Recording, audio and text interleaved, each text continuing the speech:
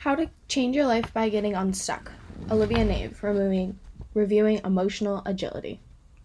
Changing your life by following the tips in this book can really enhance your emotional relationships, change how you view the world, and change how you perceive others. There is no better way to challenge yourself to change than by following the steps in this book. Emotional Agility, written by Susan David, is a great read for those who are struggling with getting beyond their emotions. This book helps readers understand how their emotions are completely natural, but there are ways to control them. To take control of your emotions, this book has 4 key strategies that must be followed. Show up, step out, walk your own way, and move on. I will get into the details of these strategies later, but for now, let's get into some background information. Getting hooked is when you fixate on items that are no longer have merit, even if they seem to. Being hooked on something makes you less likely to be able to solve the problem. The 4 common hooks in this book are the first one being thought blaming. Thought blaming is when the person blames his or her thoughts for their actions. This may look something like, I thought it would look bad, so I never got dressed. Another common hook is monkey-mindedness. This means always jumping between thoughts and making worst-case scenarios. This prevents people from being present. This is typically thought of as bossy internal language filled with words that I can't or I must. This language can be very destructive because it prevents people from making positive life decisions. People often also get hooked because they use old, outgrown ideas about themselves. This prevents people from seeing how they've changed and using updated ideas about themselves. Finally, sometimes people have to have the last word. They can't move past why they need to be right. Therefore, they are stuck in their ideas. This leads to be getting more and more stuck. These are the 4 most common ways of getting hooked according to emotional agility. According to emotional agility, there are 2 types of people. There are bottlers and brooders. Bottlers are people that bury things and just move on. These are generally men because they tend to stick up and move along. This sometimes looks as if they don't care, but deep down they have lots of feelings that are just not being expressed. The other type of person they identify is called brooders. They say that women are more likely to be brooders. This looks like endlessly replaying scenarios in your head and never letting go. Thinking about how you react to information can help make you more self-aware. So the first step in reaching emotional agility is showing up.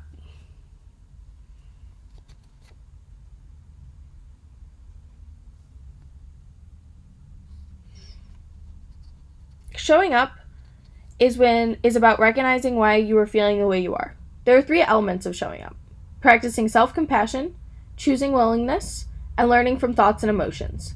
Practicing self-compassion entails recognizing your thoughts and looking at them from outside perspectives free of judgment. Self-compassion is vital to emotional agility because it allows you to step outside of your emotions while not being too hard on yourself. This book explains that self-compassion is about recognizing your thoughts and experiencing them with love for yourself. Choosing willingness is accepting that there are things that are just the way they are. This allows you to make an effort to accept your emotions as they are and show up. Finally, to show up, you have to learn from your thoughts and emotions you are having. Doing this allows you to better face your emotions. This book highlights a fantastic way to face your emotions while learning to love yourself and accept who you are. The second step to emotional agility is stepping out. Stepping out of your emotions is the second facet of emotional agility.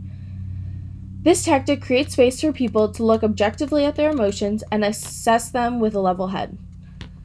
Taking what we have learned in the Showing Up chapter, Susan David continues to enforce the idea that emotional agility is a dynamic process that takes a long time to develop good strategies.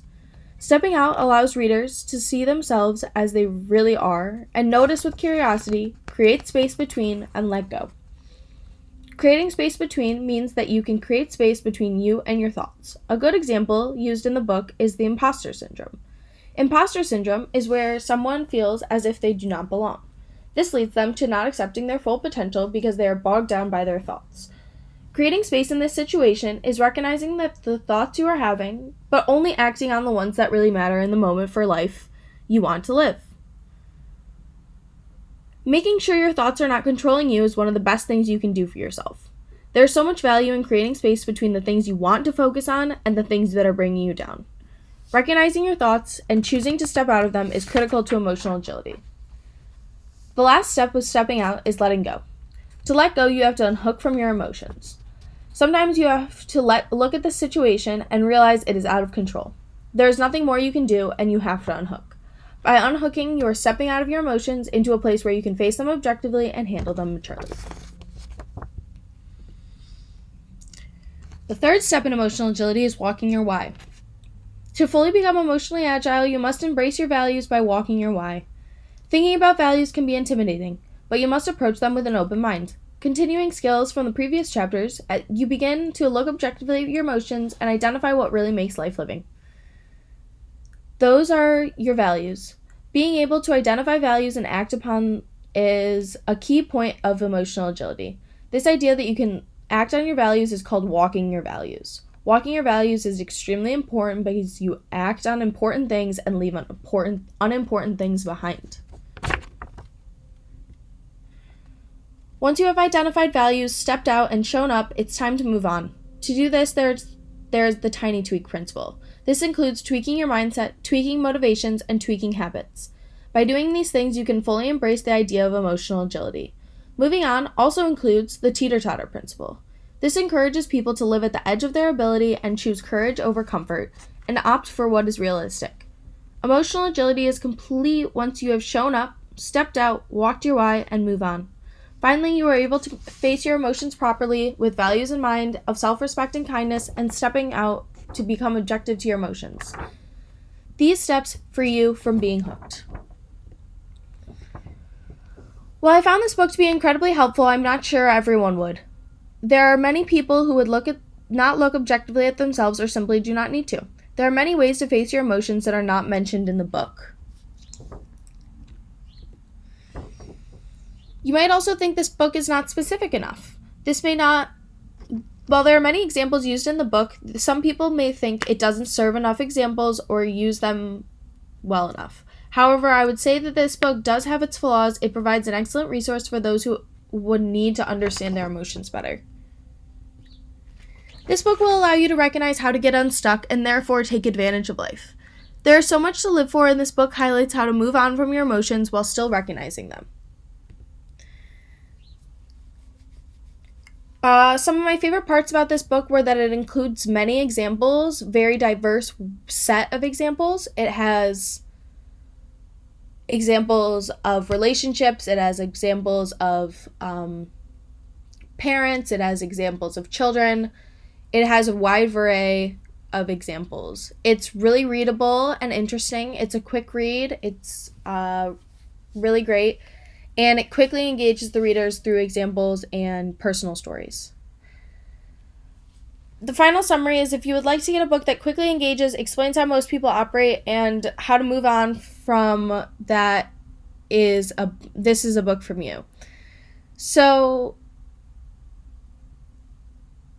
this book has 4 key strategies, and each of these strategies are really helpful in ways of getting over your emotions. They, showing up, stepping out, walking your why, and moving on really helped me identify my values and help me look at my emotions objectively. Any questions?